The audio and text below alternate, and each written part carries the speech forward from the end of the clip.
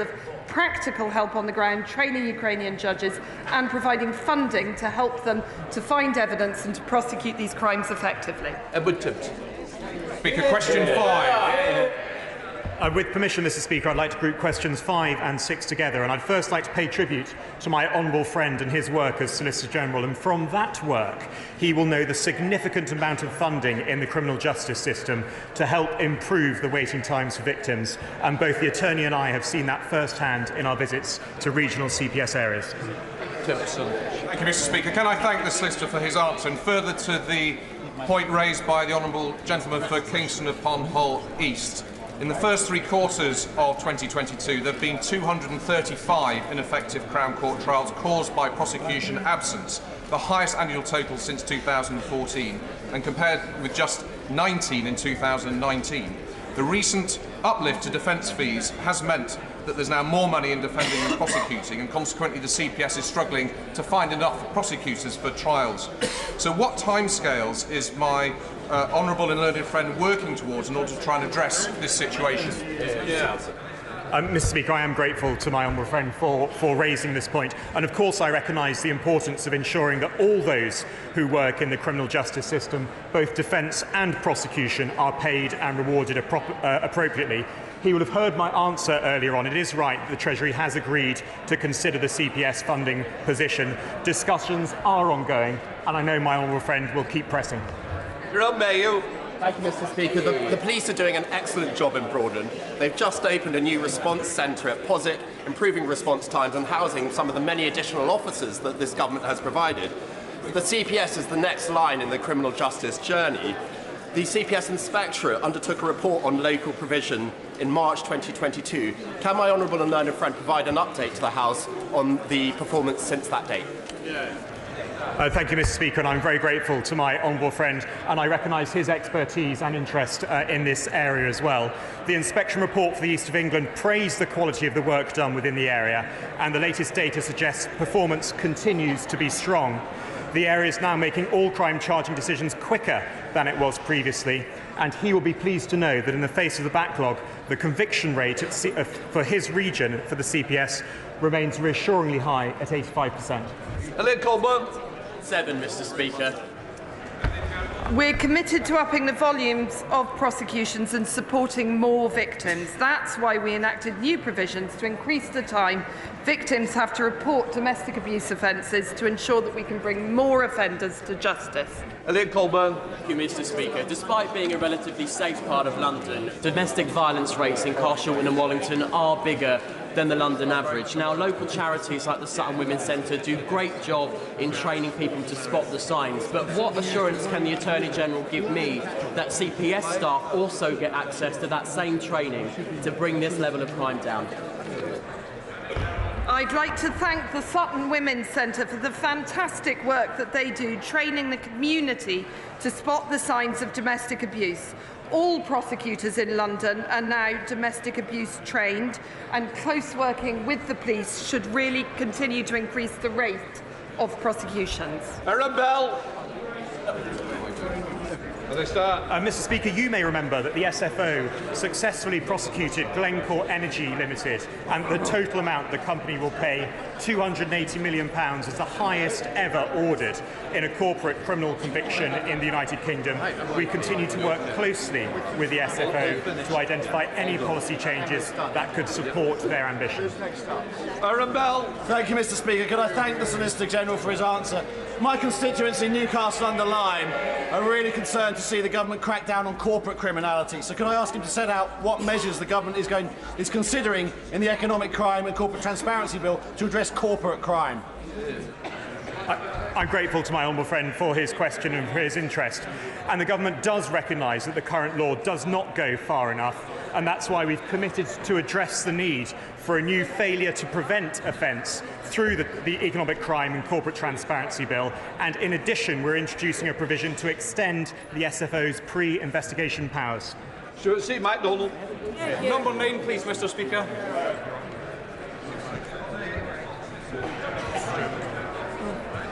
Sorry, Mr. Speaker. by convention, whether the law officers have been asked to provide advice and the contents of such advice are, as I said earlier, not disclosed outside government. This convention enables candid legal advice to be given. Say MacDonald. Mr Speaker, why was the prospect of a Section 35 order not raised at any point prior to the bill being overwhelmingly passed by the Scottish Parliament? What alternatives did she look at? And when will she set out the changes to the bill that she would want to see before the government would revoke the Section 35 order? These are simple questions, and if she can't answer them, all we can conclude is that the government has lost the last shred of respect it has for the Scottish Parliament. Mr Speaker, that would be absolutely the wrong conclusion to draw. The Attorney-General's Convention is clear. The UK Government respects the Scottish Parliament's ability to legislate within its competence on devolved areas. The Government is committed to working together with the DAs and strengthening the union of the UK. Mary Kelly Foy. Mr Speaker, we are committed to delivering justice for victims of hate crime. All CPS prosecutors are trained on hate crime, and its specialist prosecutors help to lead this work. The latest figures show that the CPS has prosecuted nearly 13,000 hate crime offences with a charge rate of 86% and, importantly, a conviction rate of 84%. Mary Kelly Foy. Thank you, Mr Speaker. As we mark the start of LGBTQ History Month, it was shocking to see the year-end figures for hate crime, with a 41% increase in offences targeting people's sexuality and a 56% increase in offences targeting people's transgender identity. Can the Attorney-General tell me what her government is doing to stop the prejudice and fear being stoked against the LGBTQ community, which is leading to this rise in crime?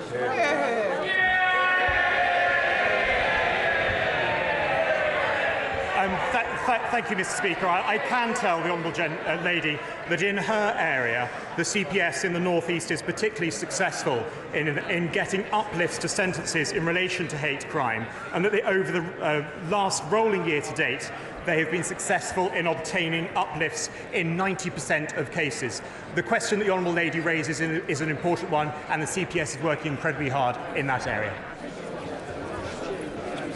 Before we come to Prime Minister's questions, I would like to point out the British Sign Language interpretation of proceedings is available to watch on Parliament Live TV. I start with questions to the Prime Minister. When you're ready, Mr Davis, we'll start. Kirsty Blackman. Here. Question 1, Mr Speaker. Here. Prime Minister. Mr Speaker, I know the whole House will want to join me in sending condolences to the First Minister of Wales on the death of his wife, Claire.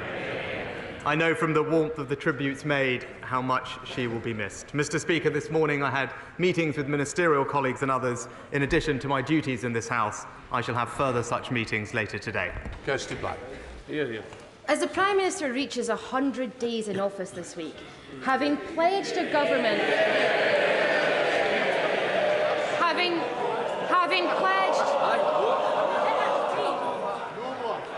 Having pledged a government marked by integrity, what are his thoughts on the UK being one of only 5 countries, along with Oman, Azerbaijan, Myanmar and Qatar, that has seen a decrease in Transparency International's corruption index score since last year?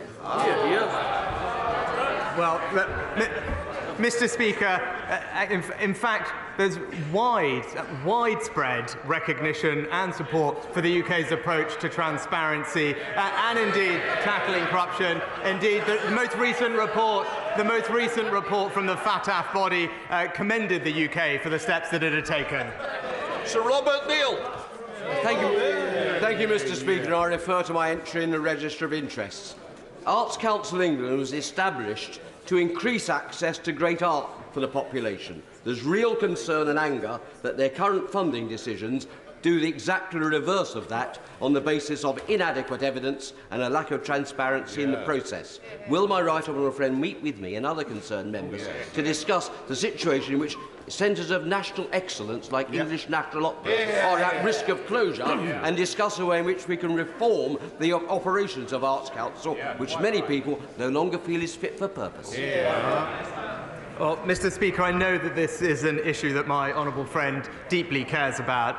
He will know that decisions made by the Arts Council are taken at arm's length from government.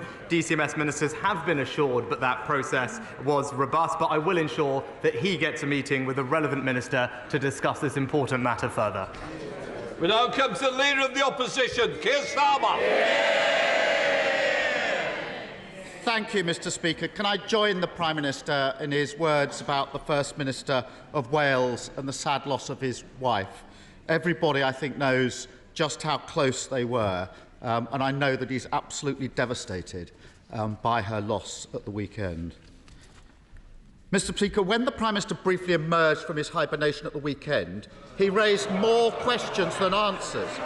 So, in the interests of integrity and accountability, can he set the record straight? Did his now former chair tell government officials that he was under investigation by the taxman before or after the Prime Minister appointed him? Prime Minister. Mr. Speaker, I appointed the independent adviser to investigate this matter fully. He has set out his findings in detail over the weekend, and on receipt of those findings, I took action, and I'd refer the honourable gentleman to the independent adviser's report. Keir Starmer. Oh, come on! Anyone picking up a newspaper in July last year would have known that HMRC and the National Crime Agency were investigating months before he appointed him. Mr. Speaker, the Independent, 6th of July, new Chancellor's finances secretly investigated by the National Crime Agency. The Observer, 3 days later, 9th of July, revealed officials raised flag over tax affairs before he was appointed Chancellor. The Financial Times, the next day, 10th of July, pressure bills to explain his finances. Is he saying his officials hid this information from him, or was he just too incurious to ask any questions? Mr. Speaker, as I've said before at the dispatch box, the usual appointments process was followed with respect to the Minister without portfolio. No issues were raised with me at the time of his appointment, but as the independent adviser's report makes clear, there was a serious breach of the ministerial code, and that's why I took decisive action on receipt of that report. Keir Starmer. So, in relation to his former chair, his defence is, nobody told me, I didn't know, I didn't ask any questions. Is the Prime Minister now also going to claim that he was the... Order, Prime Minister. Mr Gullis, we heard enough last week. I can't hear what you're saying. I might not be able to hear what you're saying, but I can certainly see your mouth moving. It'll be moving outside if it continues. Prime Minister. So, for his former chair, nobody told me, I didn't know, I didn't ask any questions. Is the Prime Minister now also going to claim that he's the only person completely unaware of serious allegations of bullying against the Deputy Prime Minister before he appointed him? Prime Minister. So, Mr. Speaker, the honourable gentleman asked these questions about what was known, and I followed due process. I appointed an independent adviser as soon as I was made aware of new information. The independent advisers conducted this process. But if he is so concerned about what people are saying and is so concerned about behaviour in public life, then recently one of his own MPs was forced to speak out because being in his party had reminded her of being in an abusive relationship. And then his own office was caught undermining her. He ought to be supporting her and her colleagues, but if he can't be trusted to stand up for the women in his party, he can't be trusted to stand up for Britain. Mr. Speaker, at the last count,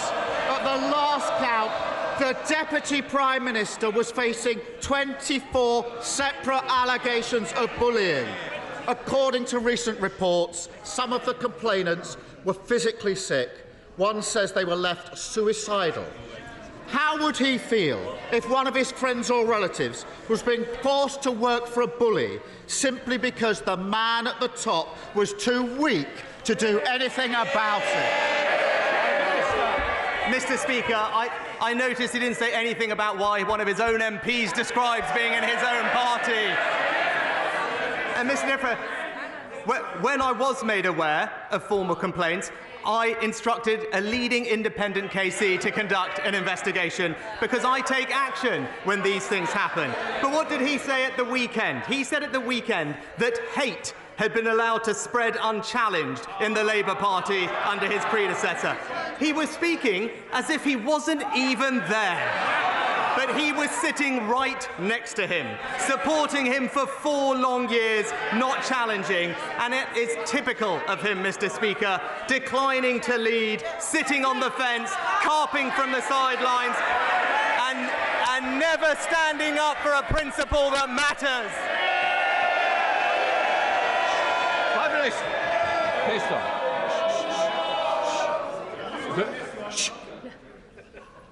I want to hear both sides, and I'm not going to be interrupted by either side. And I'm particularly looking for people who want to continue this, because we will sort it out today. Keir Starmer. Speaker, he's just like one of his predecessors who treated questions about conduct as something to brush off, who thought that ducking responsibility was a perfectly reasonable response for a Prime Minister. At least in fairness, his predecessor didn't go around pretending he was a paragon of integrity and accountability. But on that subject, was it a coincidence that the 2 people who arranged an £800,000 line of credit for the former Prime Minister were both shortlisted for plum jobs at the BBC and the British Council? Prime Minister. Mr. Speaker, as we addressed previously, the appointments process for the BBC chairman is rigorous, it's transparent, it's set out in a public code of conduct, and indeed was fully supported not just by an expert panel members, but also by the cross-party DCMS Select Committee, including where Labour members described the appointment as impressive. But Mr.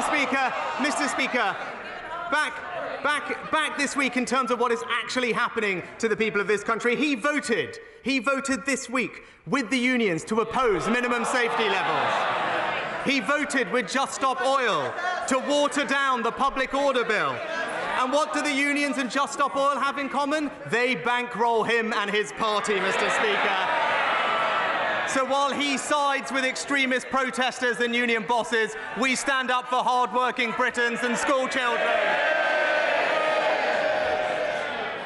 After 13 years in power, trying to blame the Labour Party for his failure to sort out the strikes it's rank pathetic.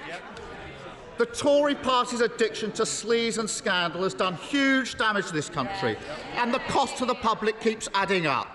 We've got a justice system letting murderers walk the streets, heart attack victims waiting hours for an ambulance, an economy that's shrinking quicker than his leadership.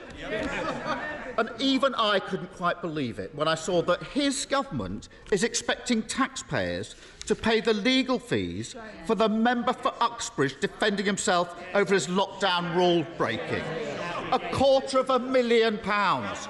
Surely even this Prime Minister can put his foot down, stand up to his old boss and tell him he made the mess, he can pick up the bill. Mr. Speaker, he can't stand up to his union bosses. He can't stand up for Britain's school children today. And he can't stand up for the women in his party, Mr. Speaker.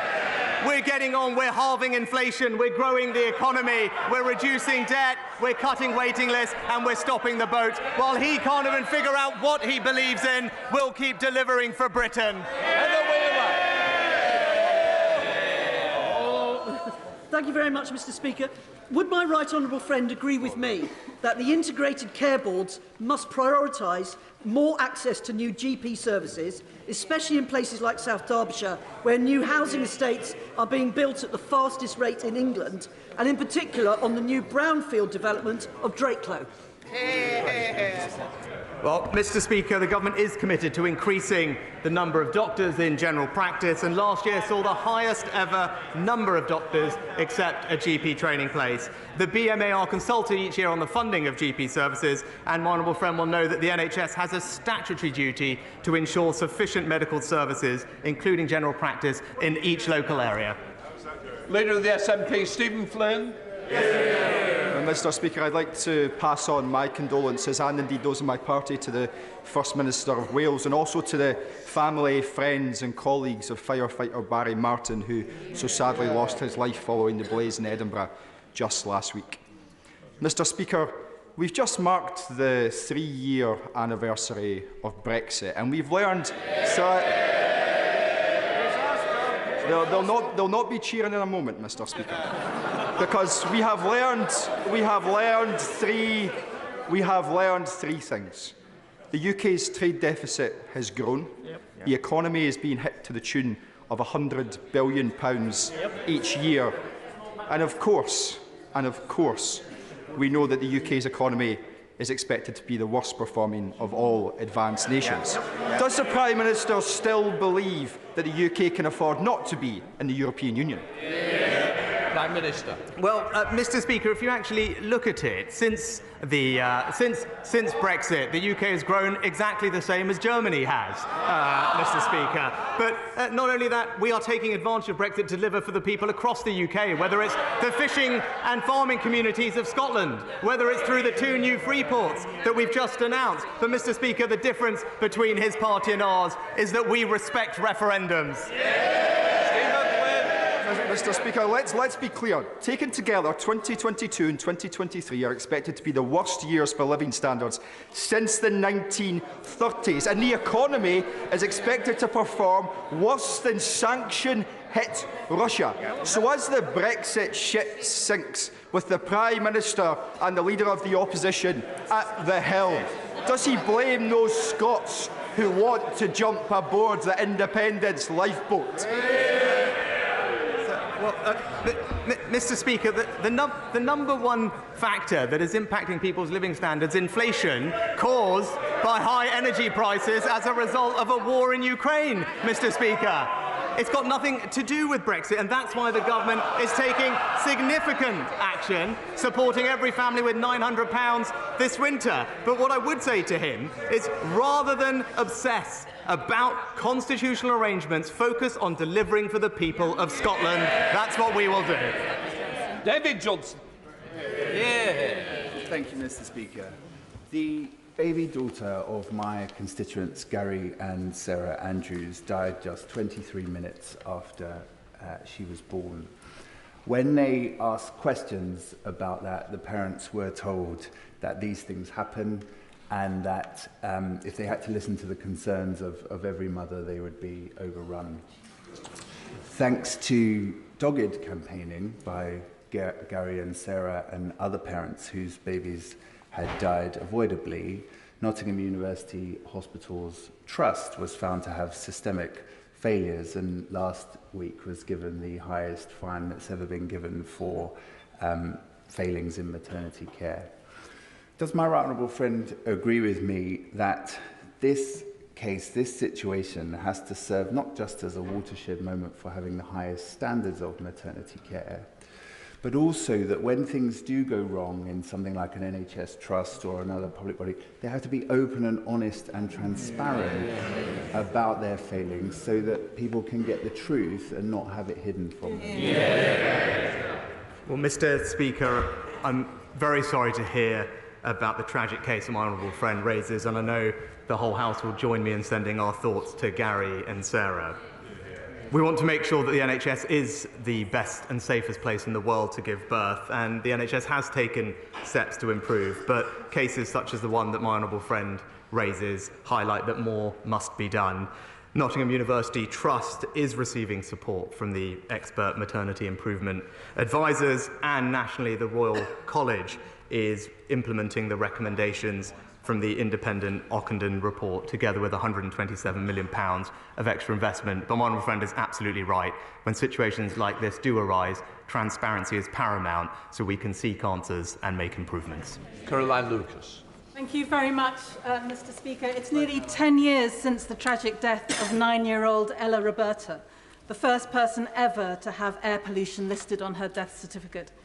Yesterday's Environmental Improvement Plan pledges to improve air quality, but the government's targets are for 2040. That's a whole generation away. I don't think that's fast enough, and neither does Ella's mum, Rosamond Adu Kisi-Deborah.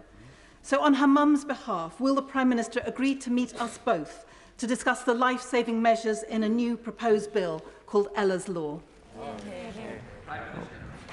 Mr. Speaker, it's obviously very sad to hear the case of Ella, and our thoughts and hearts go out to her family. With regard to the legislation, as my honourable friend the Environment Secretary will be making a statement later today, we are confident that the measures we are putting in place are not only legally binding but also world-leading in tackling air quality. The record over the past 10 years is one where every single air particulate has been reduced, with binding targets to continue reducing them in future, and indeed the Environment Act makes sure that we have the capability, accountability and ambition we need to make all the effective interventions to drive down air pollution.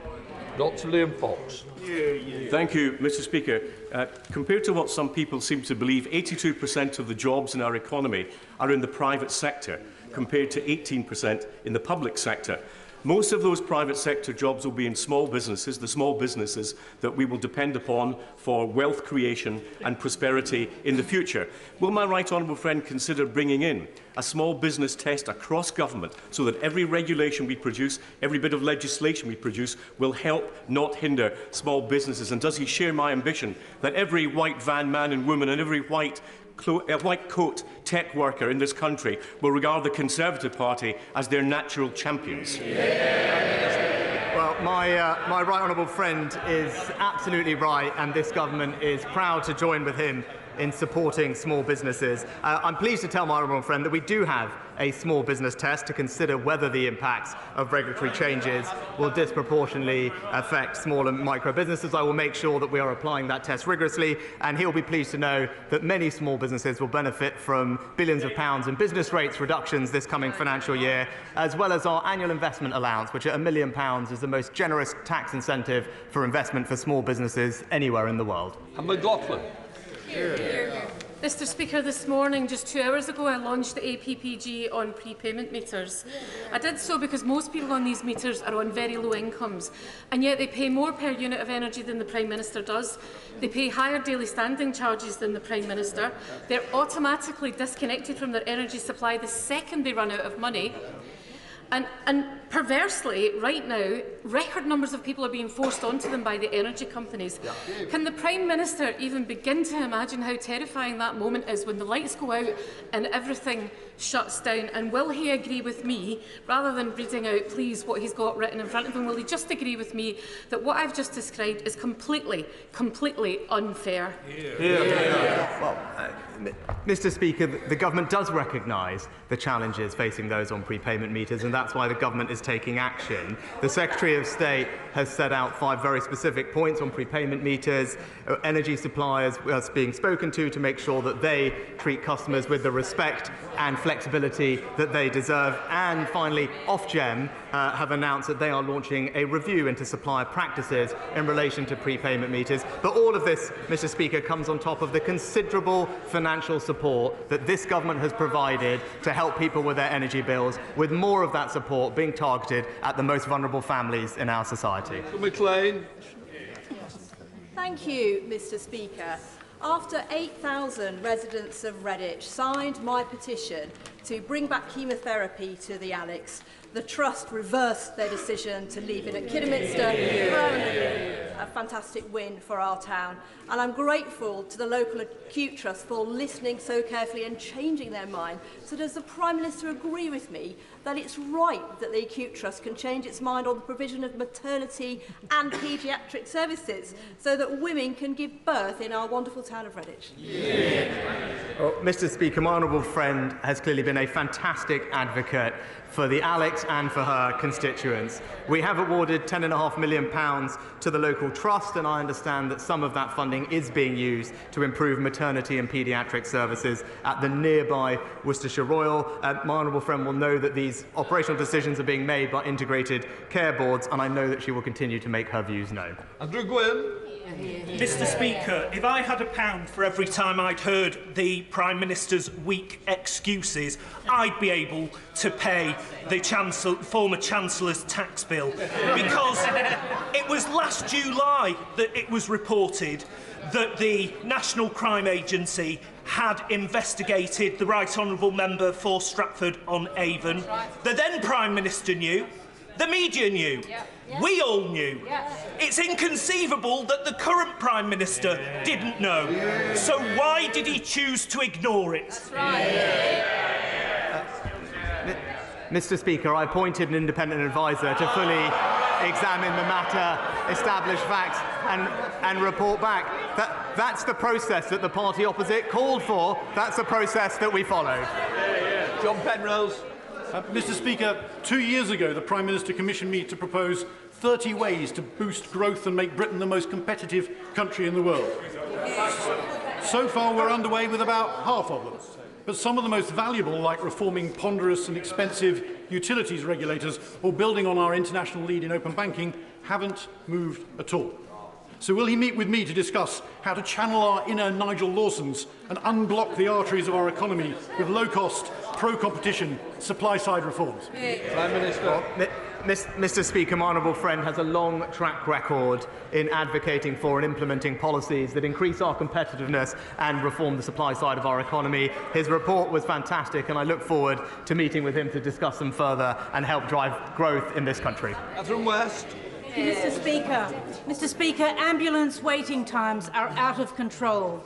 My constituent contacted me regarding her 93-year-old mother who lay collapsed on the ground at home for 17 hours and then queued for 13 hours to get into the hospital. And yet on Monday, the Prime Minister said he had his fingers crossed that ambulance waiting times would be reduced.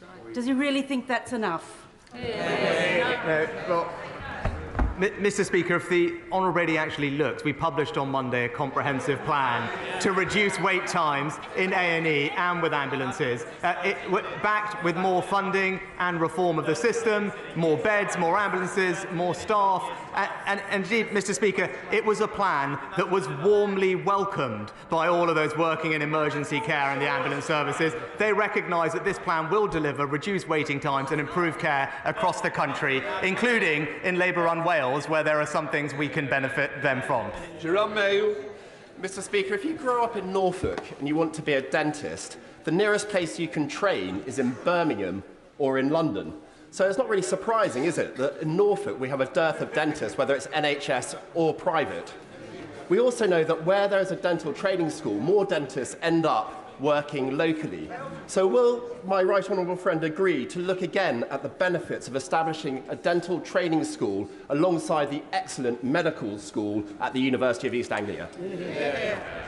Well, Mr. Speaker, my honourable friend will know that there are around 400 dentists with NHS activity in Norfolk and Waveney. But he's right, the Centres of Dental Development build on the existing local infrastructure to help retain and recruit dentists. And I would advise him to encourage his local integrated care board to look at proposals for one of those centres in his area. Mary Kelly Ford.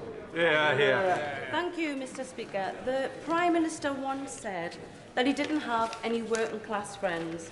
So we may not be aware that today 500,000 hard-working people are on strike, including in his own constituency.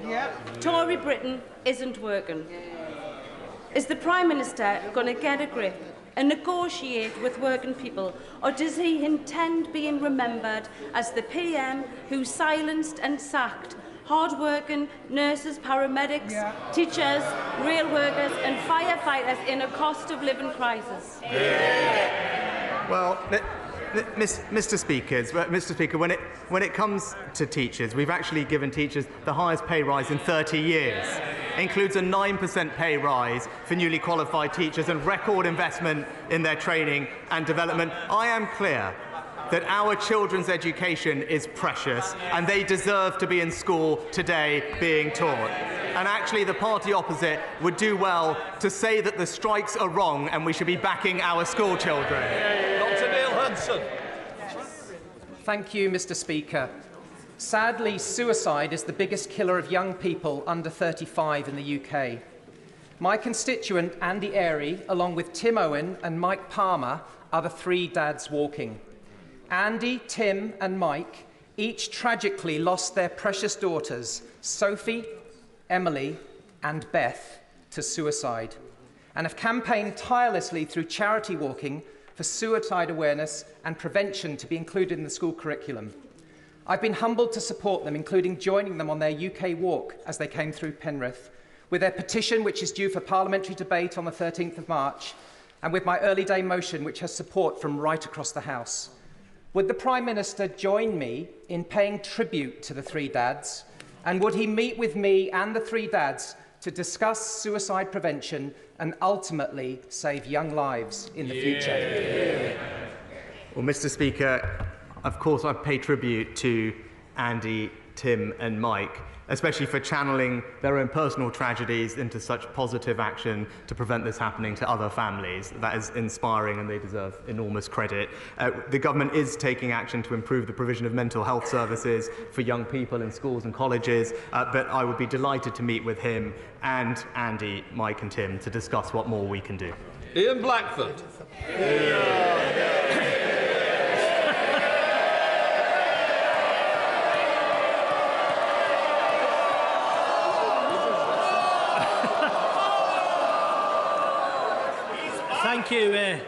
Thank you, Mr. Speaker, and thank you for that welcome. Ordinary people didn't need to hear an IMF forecast to understand that the UK economy is the worst performer amongst the leading nations in the world. They live with it every day. People know their energy bills are through the roof. They know that 750,000 households face defaulting on their mortgages while house prices fall. And they know that food prices are rising at a record rate of 16.7% as of today. The Prime Minister is 100 days in office, his party 13 years in power. In all that time, does the Prime Minister ever reflect that the only thing that the Tory party has been good at is pushing people into poverty? Oh, Mr. Speaker, it is wonderful to hear from the right honourable gentleman, and I'd love to see him in his place. What I would say is that we're continuing to deliver for people across the UK, including and in Scotland. He mentioned poverty. Poverty today, lower than when the Conservatives first came into office. Inequality, lower than when the Conservatives first came into office. And the number of people in low pay, the lowest on record. Thank you, Mr. Speaker. Today in my constituency there is a great sense of shock and disbelief following last night's horrific dog attack that killed a 4-year-old girl. The police investigation is still going on and it wouldn't be appropriate to speculate on the circumstances. But it would mean a great deal if, on behalf of the House, the Prime Minister could send our condolences to the family and to the community, and to thank the emergency services for dealing with the situation with their customary compassion and professionalism. Prime Minister. Well, I thank my honourable friend and send my condolences, and I'm sure the whole House's condolences, to the girl's family and the community after this horrific incident, and I join him in thanking the emergency services. They have responded rapidly and professionally, and I know that my honourable friend himself will be supporting them and his constituents during this difficult time. Christine Jardine. Thank you very much, Mr. Deputy Speaker. This past weekend...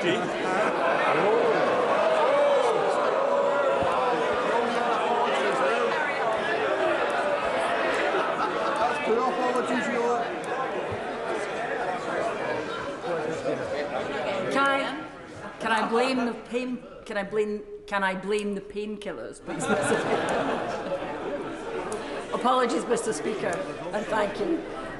This past weekend, I visited a charity which was hosting an exhibition in my constituency about metastatic breast cancer, which claims 31 lives each day in the United Kingdom. And the women there asked me to convey at the first opportunity to the government the need for more awareness, more support, more research and more drug availability. Can I ask the Prime Minister if he will do that, if he will help to bring that support? But also, I have written to the Scottish Government asking for their support, if in his next meetings with the First Minister he would mention it to her. Well, Mr. Speaker, can I pay tribute to the charity that the Honourable Lady mentioned and for the work they do? She's absolutely right. Awareness is key in tackling and identifying breast cancer symptoms early.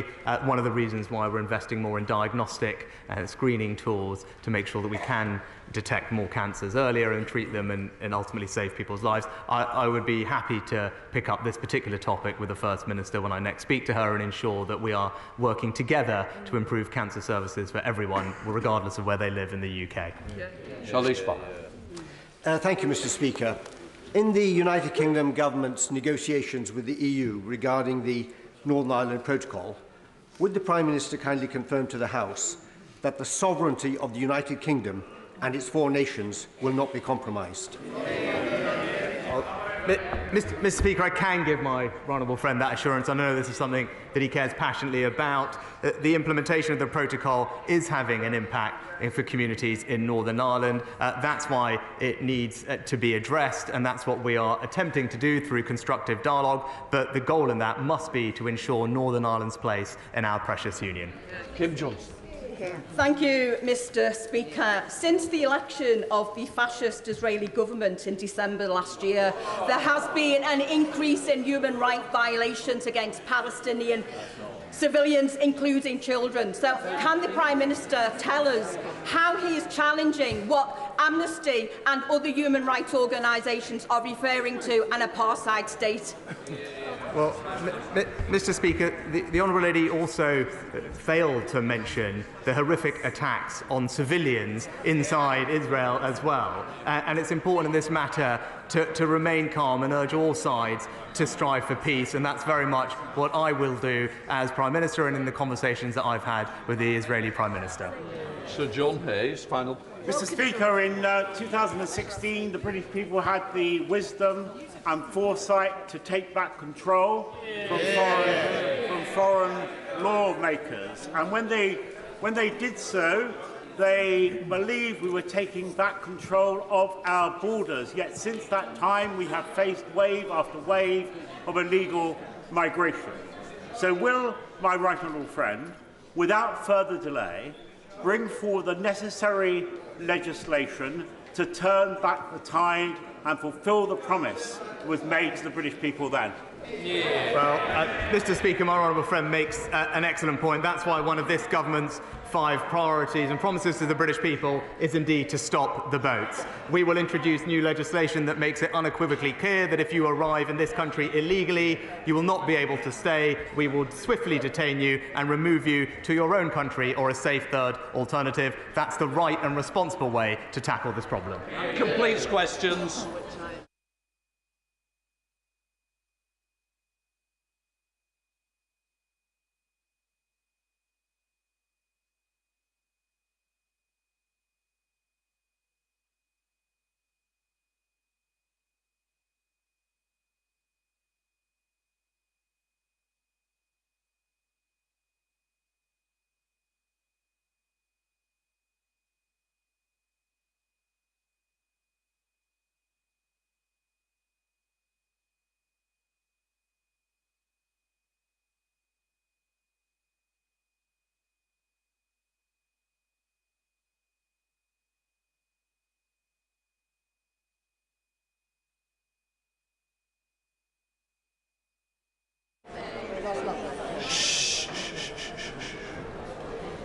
Before we come to the urgent question, I wish to state that while I encourage members not to refer to any ongoing legal proceedings, I am prepared to allow a full discussion of the matter given the importance of the issue. So we now come to the urgent question. I call Ian Burton. Thank you, Mr. Speaker. So ask the Home Secretary if the Home Office will make a statement on the National Police response to Hillsborough family's report. Minister. Thank you, Mr. Deputy Speaker. I'm extremely grateful to the honourable member for his question. I know this is a subject with very profound personal resonance for him, and I pay tribute to him and many others for the work they have done and continue to do in memories of the victims of this awful tragedy and to ensure the lessons are learned. The Hillsborough disaster was an awful, devastating tragedy. Its impact continues to be felt to this day, especially by the families and the friends of the victims. I'm sure the thoughts of the whole House are with them. It is imperative that lessons are learnt from the experiences the Hillsborough families have gone through. So I am very grateful to Bishop James Jones for the report he produced, highlighting a number of points of learning for the government, for the police and for other agencies. As my right honourable friend, the Home Secretary, said yesterday during the debate, the government is fully committed to engaging with the Hillsborough families prior to the publication of the government's formal response. And I can also say that in particular, since arriving in the Home Office 2 or 3 months ago, I've asked for this work to be sped up, and we are expecting it to come out in the course of this spring. Mr. Speaker, the National Police Chiefs Council and the College of Policing published their response earlier this week. I welcome their commitment to avoiding repeating the mistakes that were made and for the apology which they gave. They made clear that strong ethical values, the need for humanity and humility in the police response to public tragedies is critical, and one of the commitments they made, rightly, earlier this week is to substantially strengthen and update their own code of ethics in relation to these issues. Mr. Speaker, there have been some very important steps made by the government in the last few years, responding which have addressed a number of the points, but not all of the points, which Bishop James Jones published. For example, in February in 2020, a suite of police integrity reforms were introduced on a statutory basis via the professional standards for policing, which included, critically, a duty to cooperate with inquiries.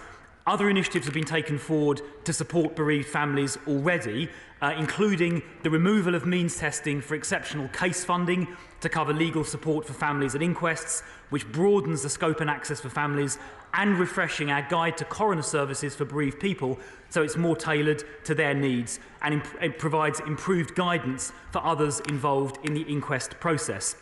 The Inquiries Act 2005 also provides a statutory process for funding legal representation requests. Last year, the Home Office also established an independent pathology review, and additional consultation with the families is now taking place. A consultation has also taken place on retaining police documents, which was the subject of a recommendation made by the Bishop, and the Ministry of Justice have also consulted on establishing an independent public advocate. Those steps, I think, are important. They go a long way towards improving the situation, but they don't cover everything, of course, that the Bishop recommended, which is why we will be responding in full. Our intention is to do so this spring, but after, of course, full and deep engagement with the families concerned. Mr. Speaker, the government is committed to making sure these lessons are learned following this awful tragedy, and I, as the newly appointed Police Minister, will do everything I can to work with members across the House, but particularly those members representing the affected communities, to make sure this does now happen quickly. Kimber. Since that awful day on the 15th of April 1989, 97 people died directly from the actions of South Yorkshire Police and other agencies, including the emergency services, the FA and Walkout Wednesday Football Club, with families destroyed and survivors traumatised, so traumatised that many have since taken their own lives. The lies and smears from the establishment cover-up, who acted with impunity and arrogance because they could, meant justice was never delivered for all those who died and suffered since. In 2017, Bishop Jones delivered a report, The Patronising Disposition of Unaccountable Power, a report to ensure the pain and suffering of the Hillsborough families is not repeated. Shamefully, we have not yet had a government response to his recommendations to a report commissioned by the then Prime Minister, the Honourable Member for Maidenhead. Bishop Jones yesterday said the delay was intolerable. His recommendations are in essence the Hillsborough Law, which so many in this place and outside have since campaigned for. We must always remember these recommendations are to ensure no other community go through the suffering we have endured since 1989. They hopefully future-proof the ability to gain justice. Yesterday, we finally had the response to the report from the College of Policing and the National Police Chiefs Council. This was the first apology from the police force for its actions since the disaster 33 years ago. For so many, including myself, it's far too little and far too late. Yesterday's recommendations from the police did not go anywhere near far enough to change the culture we came up against in our quest for justice. So I ask the Minister, will this government do the right thing for future generations of our nation and implement a Hillsborough Law containing Bishop Jones's recommendations with immediate effect? The families and survivors of so many disasters and consequent state cover-ups deserve nothing less, and these injustices must never ever be allowed. If a Hillsborough Law had existed in 1989, we would have had a chance of justice for the 97. Without it, we had none. Minister. Well, look, I fully understand and respect the sentiments that the honourable member just so powerfully expressed in his remarks.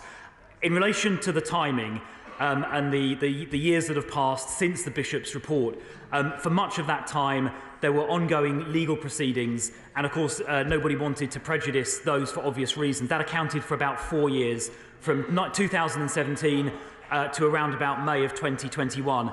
But about 21 months have passed since then, and I agree that the government response does need to come out quickly. It's something that since my appointment a couple of months ago I've asked to get sped up, and I want to try and make sure that happens this spring, but following of course consultation with the families, that obviously is extremely important, and that will include responses to the points that he made.